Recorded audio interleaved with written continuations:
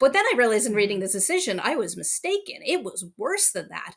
Half the reason they wanted to get rid of TikTok was because of the data slurping, but the other half was because of content focused reasons. They did not like how TikTok was curating, moderating its platform, and they wanted to make it stop and get and silence any sort of editorial voice that was going to moderate it in this way.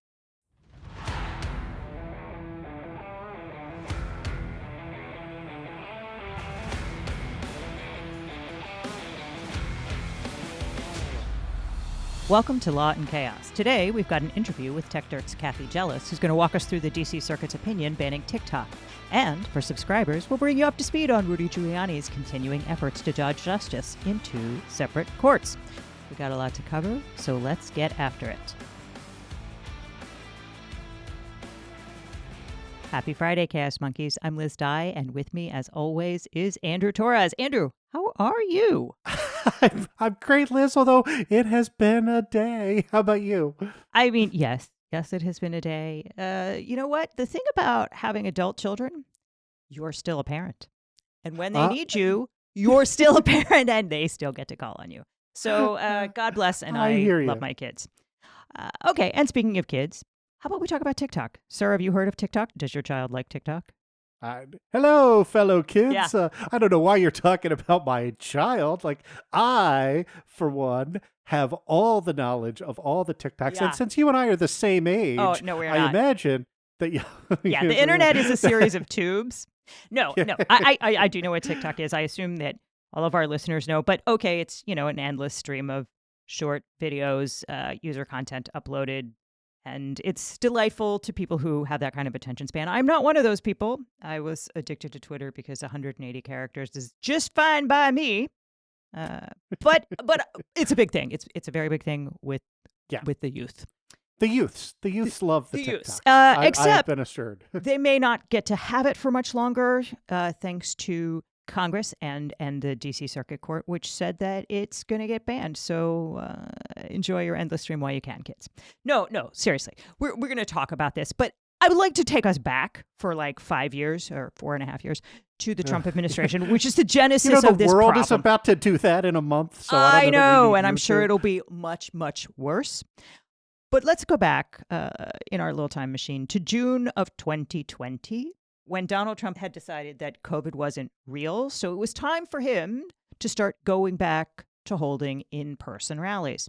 And at his first one, I believe, is where he killed Herman Cain. That was the one where Herman Cain got COVID and died. And we're not going to make any jokes because that's not funny. But so that rally, it was a little bit of a cursed event because Trump decided that he would do some racisms, as was his wont, by holding a rally on Juneteenth in Tulsa, Oklahoma, the site of the massacre of the Black Wall Street. So that was really offensive and not accidental. Yeah, 2 big racist middle fingers. And since many Americans were at home with lots of time on their hands, they were spending a lot of time on TikTok, including this nice lady. If you've been paying attention to the news, you know that Donald Trump is planning on holding his first political rally post-quarantine on June 19th in Tulsa, Oklahoma. Now, if you don't know why that's a big deal, I want you to Google 2 phrases, Juneteenth and Black Wall Street. You'll find out why people are really upset about this and why it's a slap in the face to the Black community. Somebody on another TikTok post commented that he was offering 2 free tickets on his campaign website to go to this rally. So I went and investigated it. It's 2 free tickets per cell phone number, because when you register, you have to give them your cell phone number. They send you a code, you put the code in, and your tickets are reserved for you. So this probably means, having worked on a political campaign this past fall, it probably means that I'll start getting text messages from his campaign. All I have to do to get rid of those is text stop. That's all you have to do. Once you text stop, they have to stop texting you. That's the law. They have to leave you alone. So I recommend that all of those of us that want to see this 19,000 seat auditorium barely filled or completely empty, go reserve tickets now and leave him standing there alone on the stage. What do you say? So I believe that woman's name is that. Yeah, I believe that woman's name is Mary Laup, maybe Mary Jo Laup, and she suggested that it would be really, really funny for everyone to reserve as many tickets as possible at this Tulsa rally to prank Trump and the Trump campaign. And the Trump campaign fell for it hook, line, and sinker, was so excited they were going to have 100,000 people. They had overflow attendee space, which is not what they had. What they had instead was like a half-empty auditorium. But it was full enough of COVID to be the end of Herman Cain. At any rate, Trump got really mad at TikTok, and he decided he was going to take revenge on the entire platform. So on August 6th of 2020, he put out an executive order saying he was going to ban TikTok. It said, TikTok, a video sharing mobile application owned by the Chinese company ByteDance Limited, has reportedly been downloaded over 175 million times in the United States and over 1 billion times globally. TikTok automatically captures vast swaths of information from its users, including internet and other network activity information, such as location data and browsing and search histories. This data collection threatens to allow the Chinese Communist Party access to Americans' personal and proprietary information, potentially allowing China to track the locations of federal employees and contractors, build dossiers of personal information for blackmail, and conduct corporate espionage. Okay, that might be true.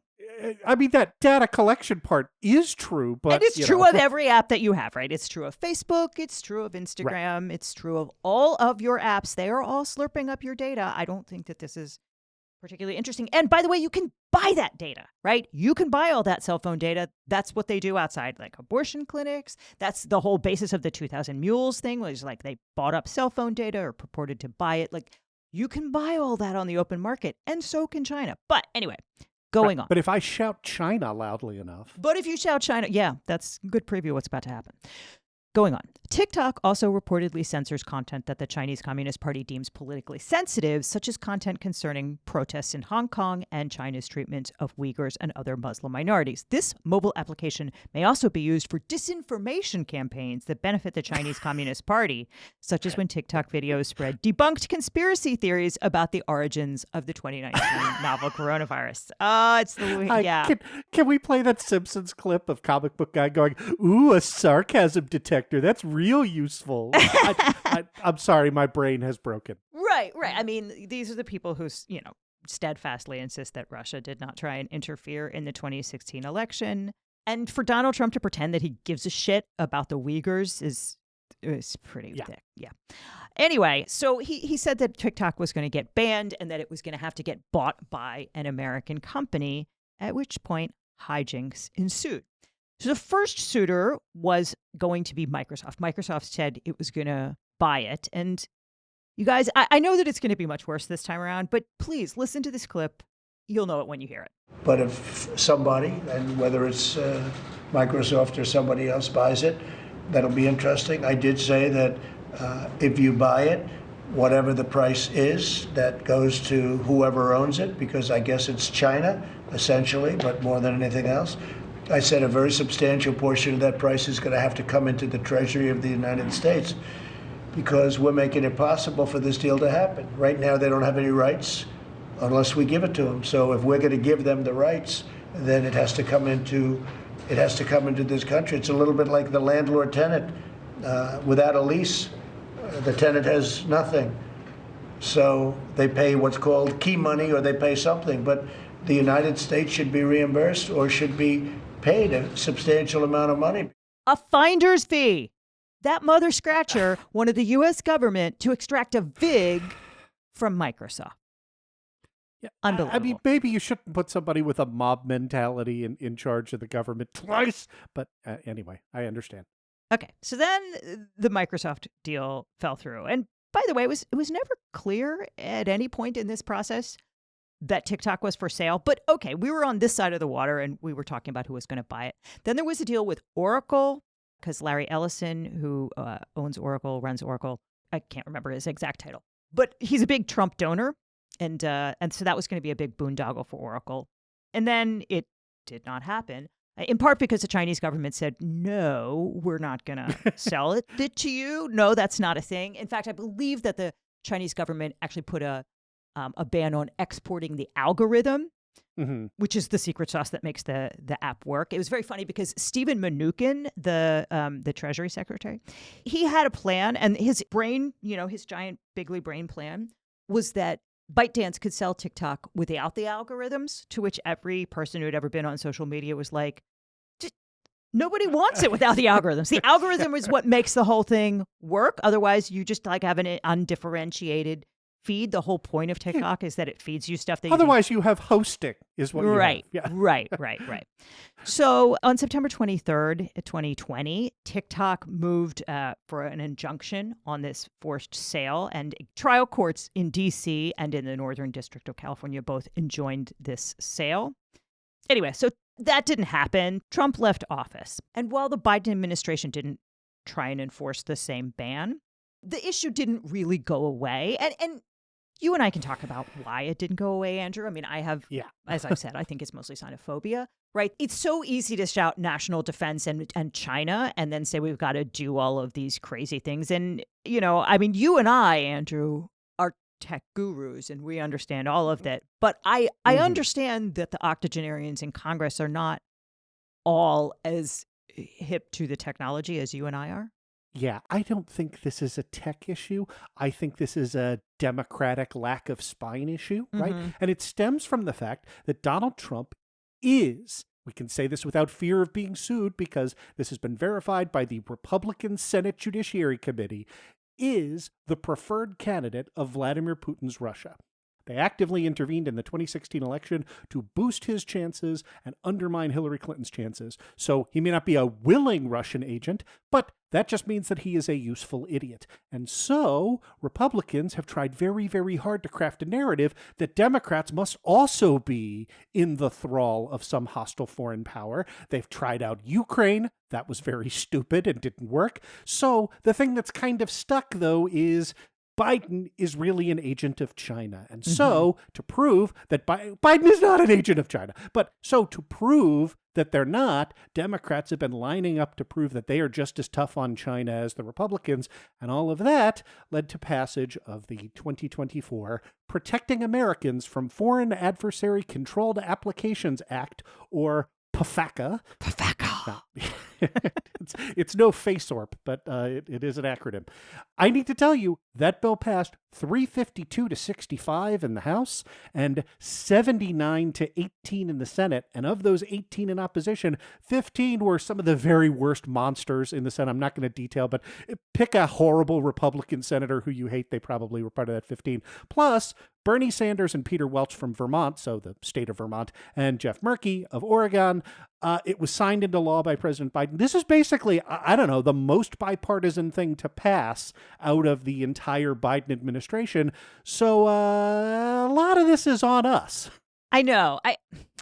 We always get outflanked on this, right? And it's, first of all, I'm not really sure why anybody is like, yeah, let me line up and put my name on a bill that is going to take TikTok away from, young people. Like, are you people nuts? But I also think if we don't stand up and say, like, this is stupid, you're fear-mongering about nothing, if we jump on the bandwagon about every time anyone shouts China, like, then people will just shout China more to get us to do stupid shit like this. And the same with children. Like, we haven't had anyone on to talk about the COSA, the Kids Online Safety Act, which is so bad. I mean, I know we've talked about it a little bit with Corbin and Ari when they've been on, but it's the same as they shout, for the children, and we go like, oh yeah, let's just like violate the First Amendment. Crazy. I remember vividly, as a very, very young teenager, the satanic panic of the late 80s and early 90s, which affected my beloved heavy metal music. And Democrats got played then too, right? Christian moralists lined up, and for whatever reason, it wound up being Tipper Gore and a bunch of Gore. Right. And a bunch of Democrats who were like, we're happy to partner with you censorship happy Christian nationalists because we're worried about the kids. It's bad. We need to make our side for better. nothing, Anyway, fall for everything. Yep.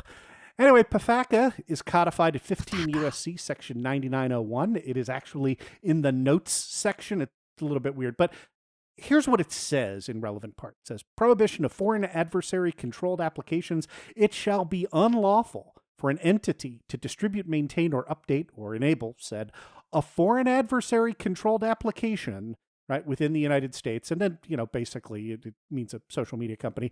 And then that text defines a foreign adversary country by reference to 10 USC section 4872 D2. And if you don't have the US code memorized, A, shame on you. That's required reading for all of our listeners. B, That's an export control act. Those are countries to whom we cannot sell sensitive materials. And there are only 4, right? Those 4 are North Korea, the Russian Federation, the Islamic Republic of Iran, and the People's Republic of China. Now, Russia, North Korea, and Iran don't control any social media sites.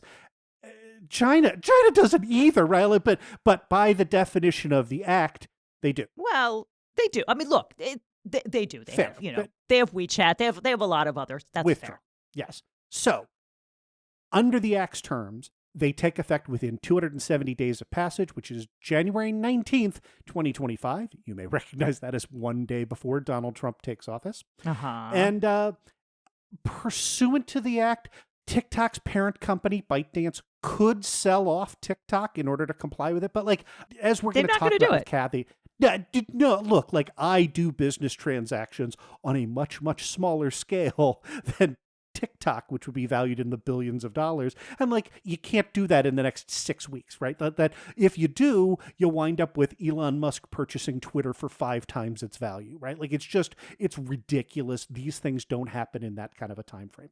Yeah, even if China were interested in selling, which it is not, they've already said they're not going to do it. And to be fair, why would they? We've already blinked twice on this one. And it's going to be a third time. 100% it's going to be a third time. I'm not sure how, but okay, going on. Yeah, we're going to talk about that. But look, if nothing happens, the law will shut down TikTok on January 19th, unless there is an injunction or some other process that happens. And just a little bit of law geekery in the weeds, to be clear, there is a mechanism in the law for the president to give a one-time 90-day extension. It says only once, and it's for 90 days. But that has to be a certification in writing to Congress that the entity, and these all say, the entity, but they mean TikTok, right? But that TikTok is executing a qualified divestiture. There has been evidence of significant progress. None of that is going to happen. So there will be no extension from the presidency, right? This is in the hands of the judiciary, right? Yes. And you and I were joking, but Donald Trump is very hot to be the one who saves TikTok, maybe so he can extract that finder's fee, the key fee, or whatever the hell it is that he thinks he's going to get the security deposit. But he has kind of intimated that he's going to sweep in and save the day here. I don't know, because he won't be president until the day after it goes into effect, but we shall see. Yeah, I'm sure that he's going to take credit for reducing inflation, which has been going down for a year as well. So anyway, that's not relevant here. We're obviously going to talk about the opinion. So let me set up the litigation. We're going to talk about this in detail with Kathy, but TikTok's parent company, ByteDance, moved to enjoin enforcement of the act. And procedurally, for reasons that Kathy will explain, that went straight to the U.S. Court of Appeals for the D.C. Circuit. And the U.S. Court of Appeals for the D.C. Circuit said, nope, no problem. We're not going to enjoin this law. It is perfectly fine. And what makes this such a crazy decision is that court said that strict scrutiny applies, the highest level of scrutiny in an equal protection challenge.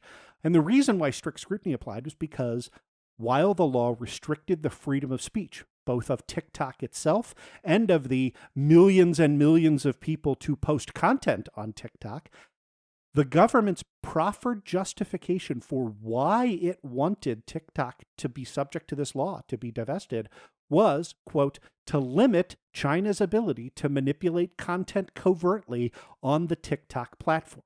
So in other words, that is a content-based justification. That says, we don't like what a speaker is doing on this platform and we want to stop it. And that requires the highest level of legal justification. And the proffered justification here was, Liz, as you read, national security, right? The evil communists are gonna, I don't know what. And here's just one more bit of where I've got this tagged in our notes as it's our fault. And by ours, I mean the Democrats for getting played. I want to read this bit of the opinion before we get into the interview.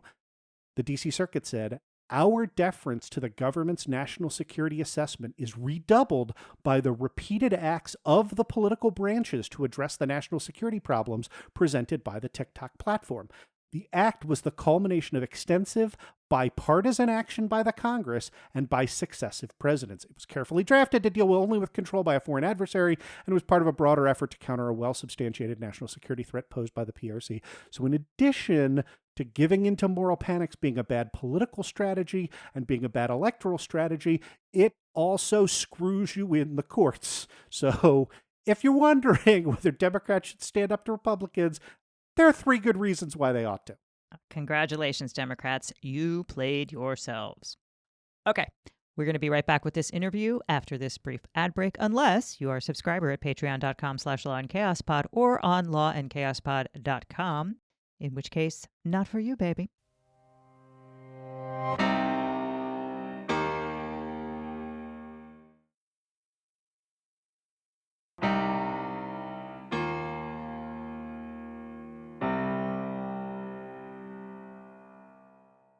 And we're back. Today we're here with Kathy Gellis. She is a lawyer in the San Francisco Bay Area, and she has a lot of thoughts about this TikTok ban. Kathy, thank you so much for being with us. Thanks for having me. So before we get to this, can we just talk about how you are like a how do you get to be a tech lawyer journalist? You seem to wear a lot of hats. I got here because I was really interested in journalism when I was growing up. I was a student journalist and I went off to college expecting to learn the trade and end up a professional journalist. But while I was at college, I discovered something called information technology, and it just fascinated me as this incredible medium for really achieving that sort of democratic potential of what the press was supposed to be able to do. And I just got so fascinated by it and inadvertently graduated in the mid-90s with the skills knowing how to make a website. So I ended up with a career as a web developer, very conveniently located in Silicon Valley with those skills. Did that for a number of years in California and also Europe. But then as I wrote in my admissions essays for law school, I became alarmed that people who didn't understand the technology or how people used it were nevertheless regulating it. And I decided to become a lawyer so I could help them not regulate it badly. How's that going? Have you fixed that problem? I'm here as part of that project. Because they have done it badly in the case we're going to discuss, and I'm going to articulate some of the reasons why and what really needs to happen differently. Awesome. Okay, well, we've talked a lot about it in the first segment. So do you want to talk about what happened at the D.C. Circuit, how it got to the D.C. Circuit, and what the D.C. Circuit said? So there had been a lot of chatter for a while about banning TikTok, and none of it came from a good place, although there are certain legitimate policy issues that are raised.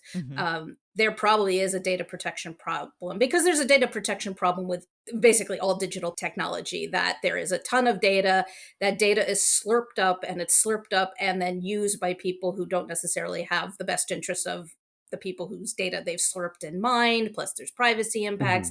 And we really need to have a conversation as a country about possibly having regulation that addresses the slurping problem that happens from all sorts of apps, foreign and domestic.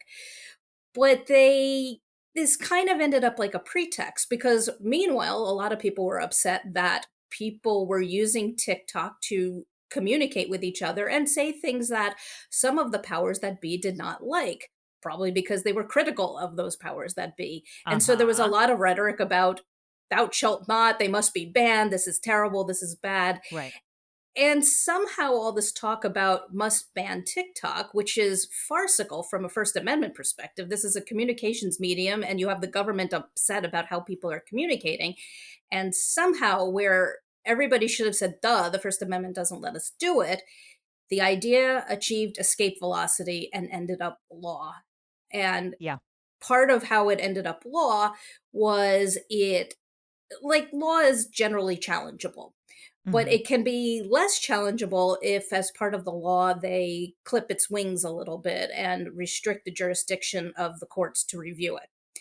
Open question of exactly how constitutional that move is, but that's a thing that can happen. And it did happen in this context where they said, okay, if this is going to be challenged, it's going to go straight to the DC Circuit. So normally, if you challenge something, you end up at a district court.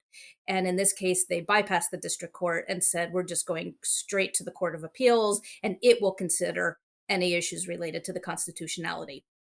And so that challenge was filed at the DC Circuit. They had briefs, they had amicus briefs, they had oral arguments. And I guess, how does time work? I think we're at last week. Last week, the DC Circuit issued its opinion and it said, nope, nothing to see here. This is totally fine. We'll probably talk for Was the that rest of the expected? time exactly how Right. they said that, but too long, don't read. That's basically what they said. So. Okay. So this case obviously was one that everybody was watching. Who wanted the ban and who didn't want the ban? Besides you didn't want the ban. Well, I'm not alone, but actually, one of the things that actually comes up in the decision is because the parties who challenged it were sort of saying there's a number of interests that wanted the ban, and they sort of found common cause, but they all had their different initiatives. There were some people who wanted the ban because they were unhappy about what people were saying on the platform, and they wanted to have some regulatory pressure that would cause the platform to go away, and therefore their ability to share these ideas to go away. Right. I mean, there's been clearly a look, Facebook has for a long time been trying to kind of shiv TikTok as a competitor. That's where, I remember once I sort of snapped at my mother-in-law because my mother-in-law said, well, what about this Tide Pod challenge? And I said, that's just a bullshit story that Mark Zuckerberg is planting to try and get rid of TikTok.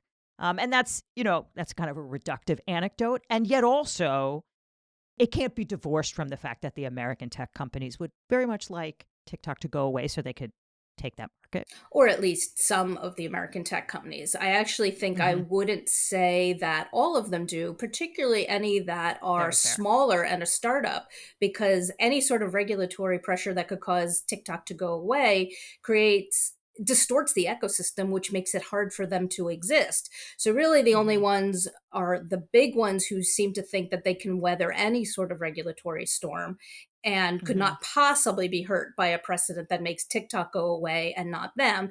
And maybe also looking at the statute and thinking that, and maybe correctly, but maybe also glibly that, it would never touch them, or that any sort of judicial decision that would uphold the ban would uphold it with any sort of logic and rationale where they would never be affected by this. And I think a lot of that is wrong. I think this decision that came out is a threat to everything, but that could be some of what was running through some of these larger companies' minds. And in terms of, who was in favor of the ban, you have some people who don't like how people are using it to express themselves. You have some people who don't like it because it exists and it's taking away user base from them. You have some people who are legitimately concerned about the privacy issues, and then compounding them with the fact that there is foreign ownership and American data is being slurped and possibly slurped and given to the control of something that is foreign, and maybe that does create some national security issues. So it's not to say that there was no reason and this was all a moral panic, but this doesn't all map to the same policy goal of why you would get rid of TikTok. And that matters because a lot of what that policy goal is, what are we doing when we ban TikTok, is something that has to survive constitutional scrutiny. And when you have this kind of disparate, different people have different reasons, and the court kind of glossed over these differences, but that should matter to the constitutional analysis. And unfortunately here it didn't. Yeah, and I think it's important to say that this doesn't map cleanly. It's not like, liberals are for this and conservatives are against it. It's one of those that's just more complicated, and as you can tell from the opinion. But you were talking about scrutiny, and I think most of us are surprised by how this came out because it appears to be a speech ban, right? It definitely affects First Amendment rights. It affects a variety of First Amendment rights, and it's been allowed to go ahead and affect all those First Amendment rights. And so just to drill down on that, because this affects core First Amendment rights, the DC Circuit applied strict scrutiny. And, one of the things that we always say to our non-lawyer listeners is basically, if you get strict scrutiny, that means that the law is going to be struck down, right? It must be narrowly tailored to achieve a compelling governmental interest. And in this case, the DC Circuit said, yes, strict scrutiny applies, but we're going to hold that this law satisfies strict scrutiny. So As a lawyer, like, that shocked the hell out of me. I'm judging that it probably shocked the hell out of you as well. Yes. There was, I think I was marking up my copy, and a number of WTFs are polluting my my copy of this decision as I read it. Let me just backtrack to one thing we were talking about the politics. There is some sort of common cause, like even the people who are unhappy with the speech. Sometimes you have them on both sides of the aisle, and you do see this where there are. I mean, I tend to view the TikTok ban as something that was initiated by the red side, but you also see a variety of policies proposed from the blue side that would also essentially narrow the ability of people to speak online. And sometimes they are so oppositional because they really don't agree about what the good speech is and what the bad speech is, that they can't possibly reach escape velocity and become a law. But in this particular instance, you had enough people who were of the mind that TikTok is bad. Kids these days, it's rotting their mind. I mean, you get everything from like video games were bad and rock music is bad, and all those arguments are sort of coming together. And then they could just kind of pick up a number of, the data protection people and the national security, and they could just get enough political capital together to turn this into a law. But you're right, it was bipartisan, and the court kept looking at it as bipartisan and kept looking at the fact that you had people from both sides of the aisle thinking it was a good idea, as it really credited the Congress to a very significant degree, even though the Congress has made a law that is now affecting speech interests. Yeah, just to interrupt, the putative interest protected here is that China controls TikTok. It is a Chinese company. It's controlled by, I believe, ByteDance is the company. And that China will some sort of way use its algorithm to push pro-China, anti-Taiwan rhetoric or some other thing, that it will interfere in our elections, which is pretty funny since, Republicans spent like the past 8 years insisting that Russia never interfered in our elections. But that's the putative justification, right? That it's a national security justification. Well, it's at least some of it. One of the things that actually I realized I was mistaken on as I was reading the decision is I thought a lot of this was cover. Pretextual cover. Let's talk about the national security problem because of the data issue, that it's slurping too much private American data. That is the problem. And because of that reason, TikTok must be, I'm saying banned, but the court is like, no, it's only just divested. But something has to happen to TikTok because the data is slurping. In which case, there's still a really critical constitutional question of, okay, the data slurpage is probably a legitimate policy concern, but is it narrowly tailored enough to ban TikTok because you are upset about the slurping of the data? And I think the answer is no, because the impact on First Amendment rights is so significant. But then I realized in reading this decision, I was mistaken. It was worse than that. Half the reason they wanted to get rid of TikTok was because of the data slurping, but the other half was because of content focused reasons. They did not like how TikTok was curating, moderating its platform, and they wanted to make it stop and silence any sort of editorial voice that was going to moderate it in this way. Now, the court just kind of glossed over that and said it would be totally fine if an American company was moderating it in the same way. We're only mad because it's China doing it, and China has been designated an enemy of America, so therefore it's bad when the enemy is doing it. But this doesn't even make sense, because why is it bad when the enemy is doing it, but it's okay if the non-enemy is doing it? Like, this is not particularly coherent. But there are those two things. They really did try to ban TikTok in order to go after expression. Yeah, can we just drill down on that? Because I think maybe that's a thing that lawyers sort of intuitively understand and non-lawyers don't. What is TikTok's expressive conduct at issue here? So we can look at this with the case that was decided last year, the Net Choice v. Moody. And these were cases that kind of caused the Supreme Court to think about editorial discretion as it applies to an internet platform. We already had some First Amendment precedent that talked about how, like, a newspaper, if a newspaper chooses what articles to run and not run, that's an example of editorial discretion. And we can sort of see a little more clearly that if the government were to say, thou shalt not run this sort of editorial, or thou must run this sort of editorial, that would create a First Amendment problem. And that was what the Supreme Court recognized in the early 70s in Miami Herald versus Tornillo, where they said, no, newspapers get to decide what they carry, and this is impinging on an expressive interest, an editorial interest, for the government to say you can or you must not or carry something. And so the case, the Moody versus the Net Choice v. Moody, was one that addressed, well, if you're an internet platform and you're choosing what user expression to facilitate or what user expression not to facilitate, or how to do it and what to amplify, what to organize, etc., that implicates the same sort of editorial discretion that it would in a newspaper.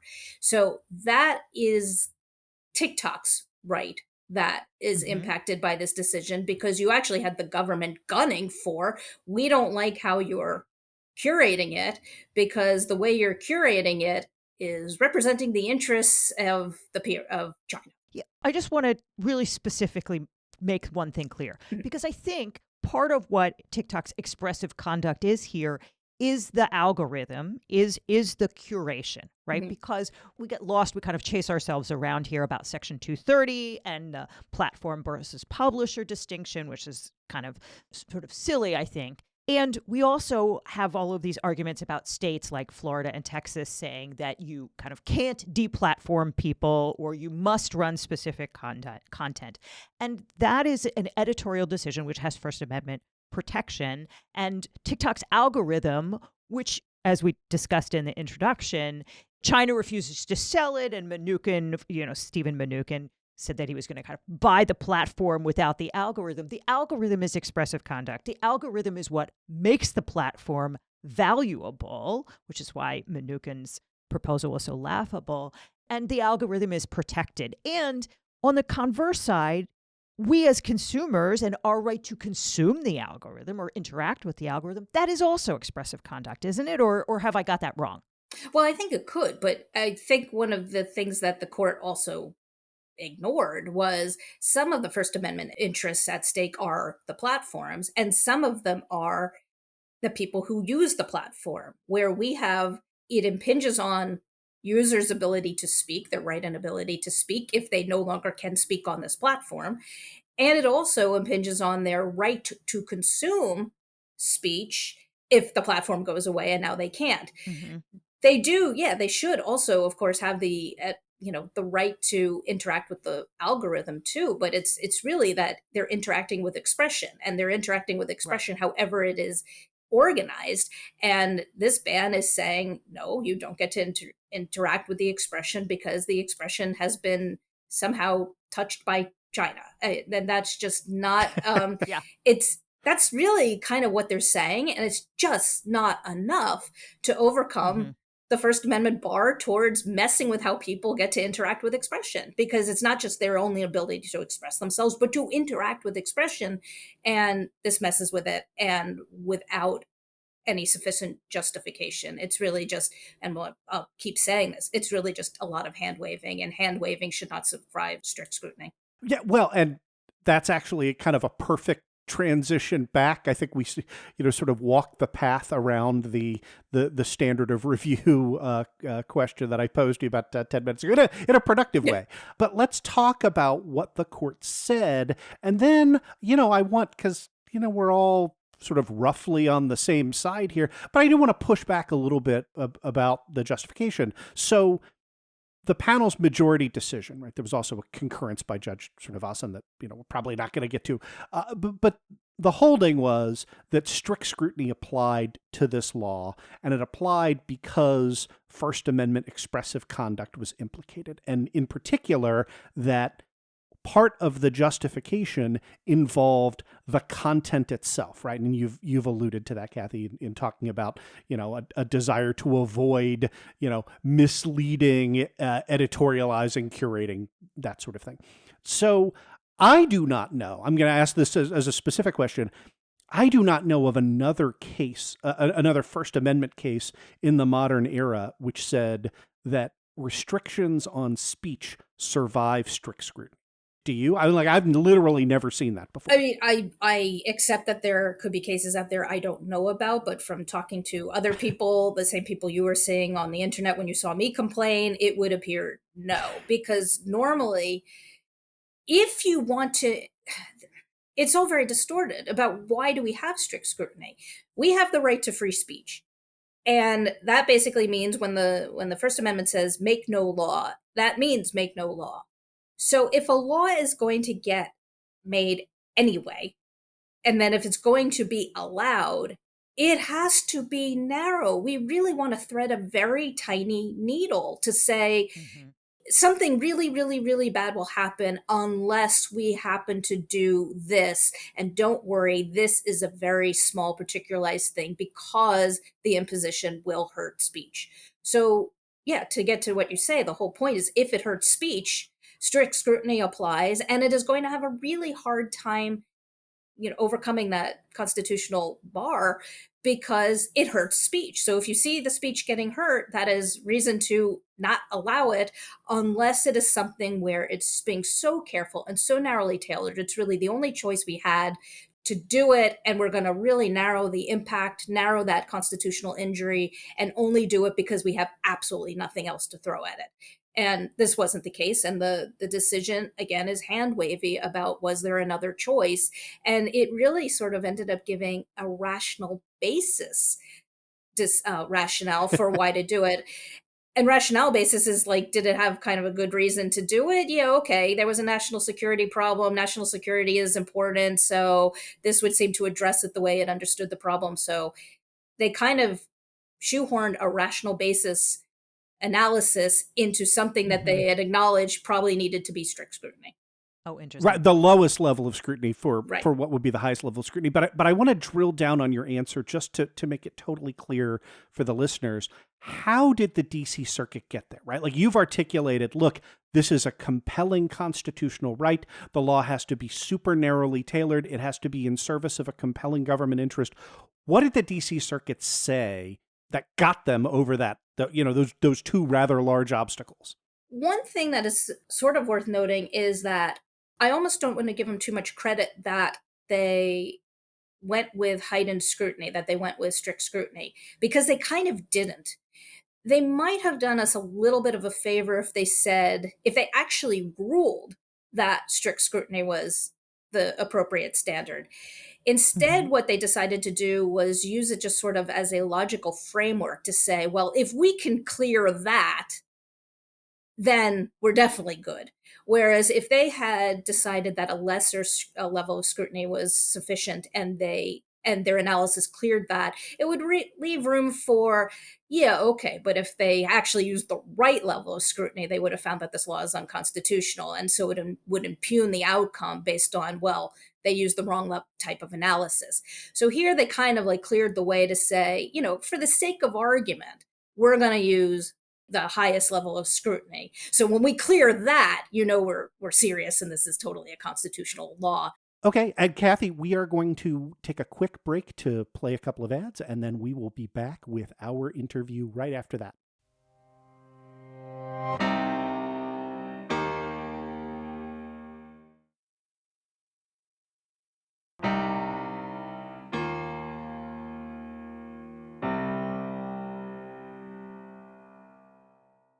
Okay, so now we've talked about their reasoning. What did they order TikTok to do? I mean, did TikTok disappear? I think my kids can still scroll it.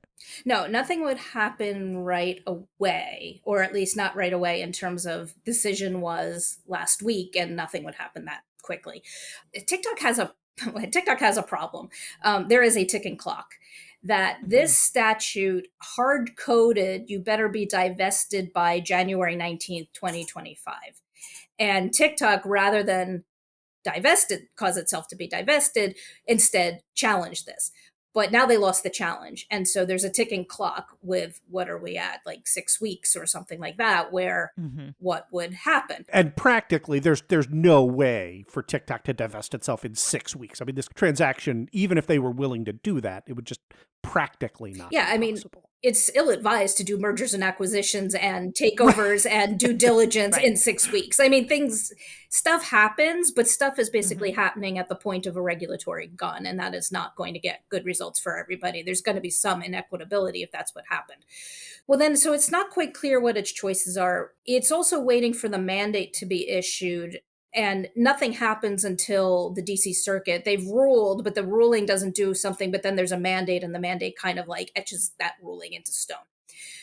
That would, I think, typically trail in about a week, but it doesn't want that to happen, because once that happens, then everything starts to be put in motion. So it has done one thing so far, which is to go back, and I think this is in front of the DC Circuit. It's asked for essentially a new injunction to say and I'm thinking of it in terms of they've asked for a stay of the mandate, but I think they're asking for something more than that they want nothing counts, put this on hold, that the law is enjoined at least temporarily to give it enough time for it to take a next appellate step.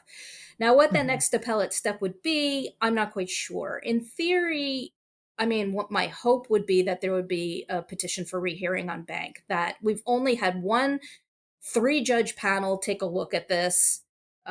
It's kind of ugly. It's really inconsistent with previous precedent. Let's back up and let the rest of the DC Circuit take another look at it, in which case I would want to see a petition for rehearing on bank. And if it's on bank, it means the rest of the DC Circuit will take a look. And if that were granted, then sometimes the judges just redo things on their own. Sometimes when they redo it, they say same result, but sometimes they call for briefing. Sometimes they call for oral argument. And there also might be a stage in between, where if they file a petition for rehearing, then there might be a chance for amici to show up and say, dear DC Circuit, you really need to take a second look at this case. And so it would be an opportunity for advocacy from the rest of the community to be able to do that. But I think that would be due tomorrow. Sometimes extensions can be gotten. I don't know if they're looking for one. And the other thing that confuses me a little bit is TikTok is just one of the people who challenge this. There's also at least 2 other buckets of petitioners, and one of the buckets is TikTok users. And I'm not quite sure if they're getting represented together or separately, but they may, or what the consensus would be about what the next step is. But those are a bunch of interests that would need to make a decision. Oh, and the other thing that in theory could happen, and I did propose this to somebody online, was the court itself could, on its own motion, decide, like, start internally casting votes for, I think we should revisit this, in which case I was really hoping that would happen and we wouldn't have to do any briefing and the court could fix this on their own. Right. But let's assume none of that happens. There is no extension. The next step would be that they would do most likely the next step would be a cert petition in front of the US Supreme Court, which would basically be, you don't get a next level of appeal automatically from the courts of appeals to the Supreme Court. You get it automatically for the most part from district to the Court of Appeals, but we never had that lower level. So there's no appeal by right.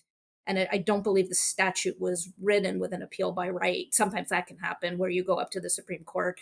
So they have to do what we're all calling a cert petition, which is basically, dear Supreme Court, please, please, please, please, please, this was a mess. Take another look. Yeah. And then you hope that the Supreme Court grants that review, and then everybody go briefs on the merits instead and said, okay, now that you're thinking about it, here's what needs to happen instead. I would expect that to happen.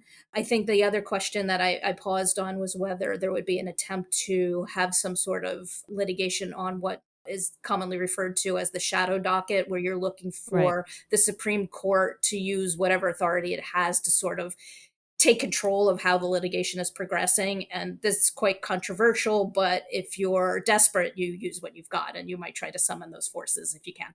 I see what you're saying. So what do you think will happen here? I mean, if you had to take a guess, it seems, it's such a weird ruling. It feels like it can't possibly happen. It would be so momentous to kind of shut this thing down.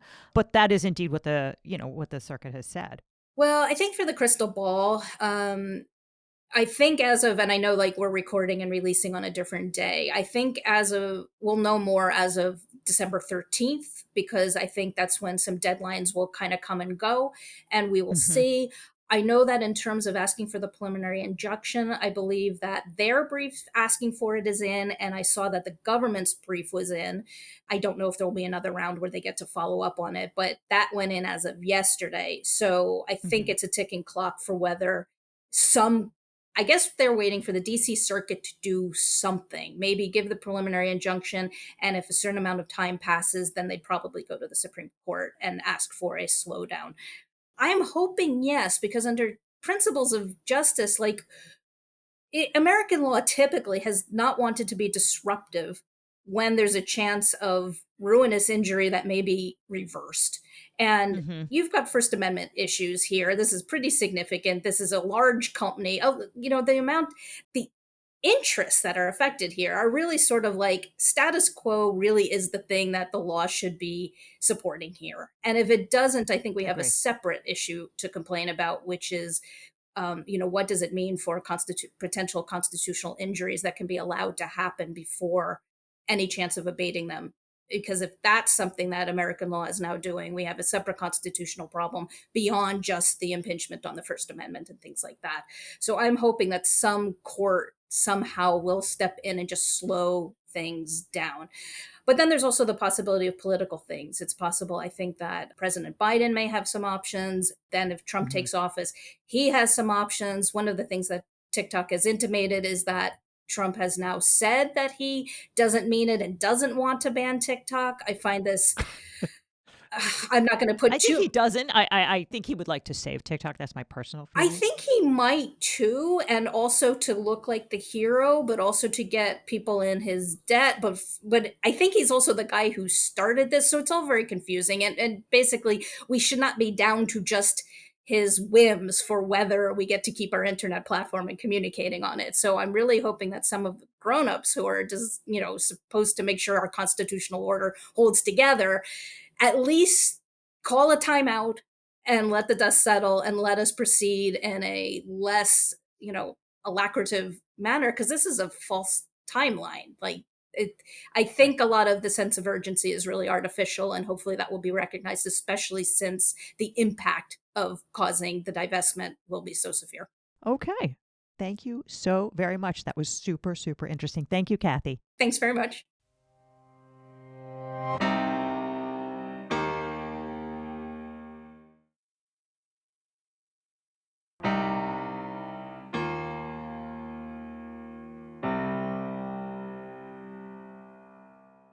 And we're back. Well, Liz, that was a great interview. Yeah. I learned a lot, didn't reduce my blood pressure at all. But in thinking about sort of the next steps, I thought Kathy really made 2 points that I hadn't thought about beforehand that I think are really worth emphasizing. Right? And the first is that the DC Circuit has not yet issued its mandate in this case. And as we've talked about on the show before, right? Mandate is when the legal implication of their opinion begins to run. Mhm. And so there's nothing that can be done. TikTok has, in fact, moved for a preliminary injunction. We will list that in the show notes. You can go read it. But there's nothing to do until the mandate issues. And that kind of ties into the second part, which is, if you're thinking, I don't know how much I like appealing anything to the U.S. Supreme Court, you're not alone. And I will be interested as the show drops to see if TikTok petitions for a full review of the entire DC circuit en banc. I think that's an excellent strategy. And certainly TikTok has the money and the lawyers to do that. This is a pretty, this was not an F panel, right? This was not, Naomi Rao, Justin Walker, and somebody else. Srinivasan's like our age. Srinivasan is the judge who wrote the opinion. I don't understand how they. Srinivasan wrote the concurrence. It was Doug Ginsburg, who is that's right. our parents' age, who wrote the majority opinion. Yeah. And and Naomi Rao, who was on the panel, who, as I said to you, like, if I were a judge on the DC circuit and Naomi Rao said, I agree with you, it would at least cause me to rethink my opinion in the case. True. Absolutely. Okay. It's funny. I just want to add one thing before we leave. The way that this went down the first time around when Trump was in office was that he said, national security emergency, International Emergency Economic Powers Act, or whatever. The IEPA is the acronym, and I believe that's what it stands for. And he's made it clear that's how he intends to govern this time around, that he's going to say, it's an emergency, I have to do it. It's an emergency, I get to steal funds from base housing to build the FU Mexico wall, or it's an emergency, I get to recess appoint all of these crazy people. And, this is just yet another instance of where we allowed Trump to say, it's an emergency, to do something he had no right to do. And now we're stuck with it, and it's going to be codified into law and blessed by the courts. I think they'll go back on it, but we've already enforced or reinforced this really dangerous behavior, dangerous to democracy. Yeah, and again, let me point out, since the through line to this episode is Democrats allowing themselves to get played, right?